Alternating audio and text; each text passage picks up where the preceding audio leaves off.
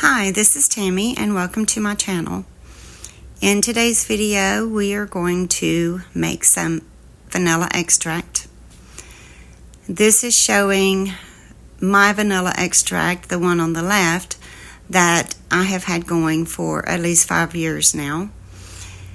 And when it starts getting low, I just add more of the alcohol to it or add more vanilla beans and just keep it going. This is showing the different types of vanilla beans that you can buy. But the first one is the one that I normally use because it's the best one for anything that you're baking. And it gives a true vanilla flavor. And that's the one that you're actually seeing here. And this is the alcohol that I use. This is vodka. And what you do need to make sure, regardless of the type of alcohol that you use, is that it is at least 70 proof. I'm also showing you that you can make other extracts the same way that we do this one. The only one we will be making today is the vanilla extract, but you can do lemon extract. You can also do orange extract. When you're doing either of those, you need to make sure that you peel only the outer peel off and don't get the white part in it. And then this one is coconut extract. And if you're making coconut extract, you do need to use a fresh coconut and use the meat from inside it, not the dried flakes of coconut. Okay, so now I'm going to show you how we do vanilla extract, and it absolutely could not be easier to make. It's probably the easiest thing you can make. The only hard part about this is having to wait for it to infuse and be ready to use, and that normally takes, I give it about 3 months. The date that you're seeing there on that package is the date that it would expire if it remained in the package as it is. But once you infuse it in your alcohol, then that date no longer applies. And this is the alcohol that I'm using today. It's vodka, and it is actually 80 proof alcohol, which means that it is 40% alcohol.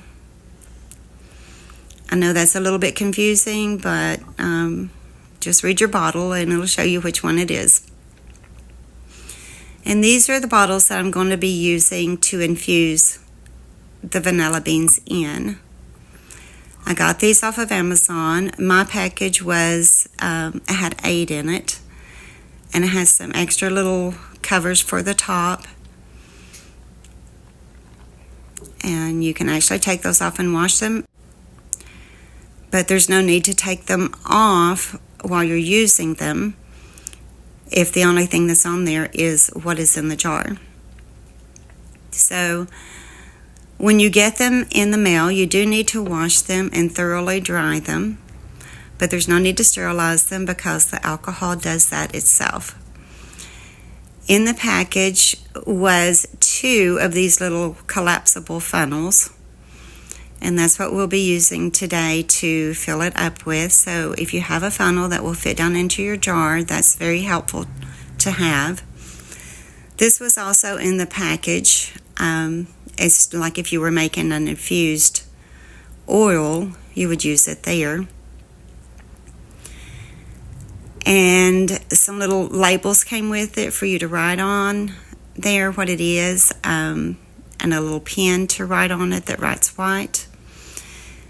I won't be using that in mine. I'm actually going to print off my labels, but it does make it handy if you don't have a way to print your labels, then you can just write on there what you're infusing in there. These, if you buy in a 6-pack, they're around $25. But you don't have to use those. You could also use pint-sized canning jars or jelly jar sized. any actual glass container that is clean and that you can put a lid on that will seal it is really all that you need. And that's showing you the two other options that you have. I feel like it's a little harder to use that way because you have to dip out the amount that you want instead of being able to pour it out into your spoon. And that's why I use the others. But like I said, it isn't necessary to use them. So the vanilla beans come sealed like this, and it's airlocked in there. You need to make sure when you get them that they are fresh. You can tell if they're fresh, if they feel soft when you mash on them, and if they will bend without breaking. So I will show you how these are. And this package has 10 in it. When you're doing those jars that I have are 8 ounces. So for 8 ounces, you need 4 to 5 vanilla beans for each jar, and then the 8 ounces of vodka or whatever alcohol that you're using. This one comes with 10 in it, so I'm actually going to put 4.5 in each jar, and the one that's left over I'm going to put in my jar that I have had going for 5 or 6 years. So anytime that you can, just stick an extra one in there. It helps because your alcohol in to kind of top it off. So it helps to keep the flavor of the vanilla going. I'll show you that later after we make these. So it's better with the vanilla bean if you will slice down the middle of it, and this helps the alcohol to incorporate quicker into the vanilla bean and pull out the flavor and the color. And when you do this and you peel it back, first of all, it will get all over your hands and your fingers. So you'll see it on my fingernail as I'm pulling that back. It's kind of messy. But I want to pull it back so that you can see the inside of it and see the little vanilla beans that are in there. So that is what the alcohol is extracting from the bean as it sits in the jar. Now, my jars are not tall enough for this vanilla bean to be put in there and not extend past the level of the alcohol. As you can see there, they're too long. And so I cut them in half and use them that way. You could also just cut them up into little 1-inch pieces if you wanted to. And the more cutting that you do on it, the quicker it will infuse into the alcohol. But I like seeing the beans in there, so I just cut them down the center like this and then cut them in half. I have used brandy before when making this, and on this one I'm going to use vodka instead, but I actually like both of them. I like the flavor that it gives the vanilla extract. The vodka gives the smoothest, purest flavor without changing the flavor of the vanilla itself, and that's why I like it. The brandy works well. It has a sweet, savory flavor to it. You can tell a little bit of a difference between the two, but like I said, I like both. So you just need to read about the different alcohols that you can use and decide which one you want. But if you are making this for baked goods, then vodka is truly the best one to use because it doesn't alter the flavor. If you store this correctly, once it's been made, it can last for 2, 3, 4, 5 years. I don't even know how long, but mine continues to be just as it was when I first started using it. So this is a great way to never have to buy vanilla extract again. You do need to make sure you keep it cooled in a cool, or stored in a cool, dry place. And you do need to make sure that you continue to top it off ever so often. Shake the container once a month at least, once it's incorporated in there like it should be. Until then, like for the first 2 weeks, you need to try to remember to shake the container every day to help it incorporate. But after that, once a month is fine.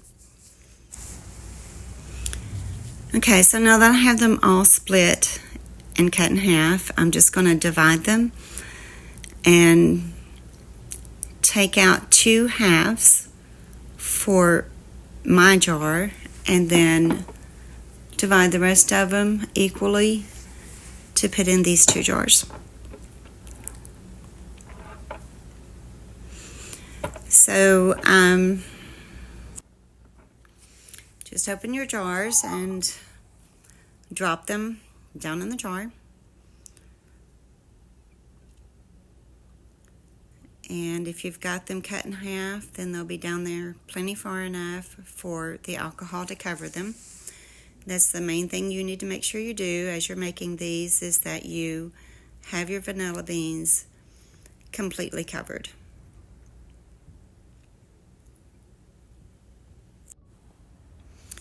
Okay, so I have the vanilla beans in both of my jars.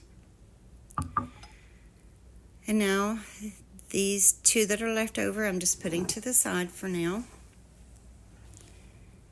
And you just get your funnel out and open your alcohol container and pour it in.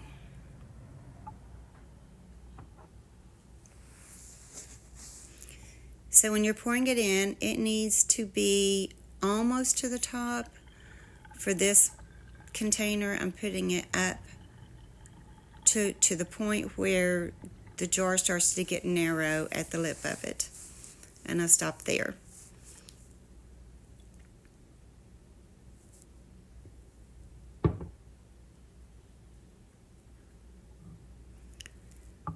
Okay, and you can see from the jar there that it all looks clear right now. But in 2 weeks, you will definitely see that it's starting to turn that amber color. That is still not ready yet. It takes at least 2 months, but I usually give mine more like 4 months before I start using it. These make great Christmas gifts or any occasion gifts. So if you are making them, go ahead and make some extra and put them aside. And as long as you get them made and stored away by the end of August, they will be ready for whoever you're giving them to as a Christmas gift. They could just immediately start using them. So this is how they look to begin with. And when I say shake them, that's what I mean. Just turn the bottle upside down a couple of times to allow it to incorporate better. So do that. If you can, remember, every day for the first 2 weeks, and then about once a month after that. This is mine. It has a lot of beans in it, but that's because I have added them to it periodically. And I don't remove the ones that are in there. I just add those in. If at some point your jar was to get so full that you felt like you had too many in it, you could strain them out into a different container and start with fresh vanilla beans, still using that same vanilla extract that you strained out. And then just top that off with more of your alcohol and start it over again that way. I don't do that with mine. I haven't felt the need to yet. So I'm just letting mine continue to go, and when it does get too full, I will take some of them out and continue using that same vanilla extract. So my lid is a little different there in how it goes on, and it is a bigger jar, but you don't need a bigger jar unless you do a lot of cooking with vanilla extract. So you just decide the container that you want to use and work with it. Just keep in mind that you need 4 to 5 vanilla beans for every 8 ounces of alcohol. And you can see on my cutting board there, or my cutting stone, the vanilla that leaks out when you cut it. That's why it's important to make sure that your beans are fresh and not dried. So here I'm showing you some different vanilla extracts that you can buy in the store. McCormick's is a popular brand, and that is pure vanilla extract. And that's a small bottle, and even for McCormick's, it's quite expensive to buy. And this one is Watson's pure vanilla extract, and they actually add some artificial flavors into theirs, which I don't like. I'm wanting mine to be as pure as it can be. So aside from the fact that you're saving money by making it yourself, you also know exactly what's in there. So if you were to go online and buy a 16-ounce bottle of McCormick's pure vanilla extract, it would cost around $27. If you make homemade pure vanilla extract and you made 16 ounces, which would be 2 jars like I just now did, the cost that it would cost you would be around $20. So you're already saving $7 that way. But then once the store-bought is gone, it's gone. But when you make it yourself, you keep adding to it, and you never run out as long as you do keep adding to it. So it is an initial cost, but still not as much if you bought that same amount already made in a store. Okay, and there you have it. The only thing left to do is to label your container. I used my Avery labels and went to the Avery website and did the label that you saw on the front. And then on the back, I placed this label. And it's important somewhere on your container to put the date that it was started and the date that it's ready. And then to give directions on how to use this and how to keep it going. I hope that you have enjoyed watching this, and I hope that you will try your own extract, and keep in mind that there are many different types of extract that you can make. May you enjoy your day, and I hope you have a blessed one. And I hope that you will check back with me in the future on future videos.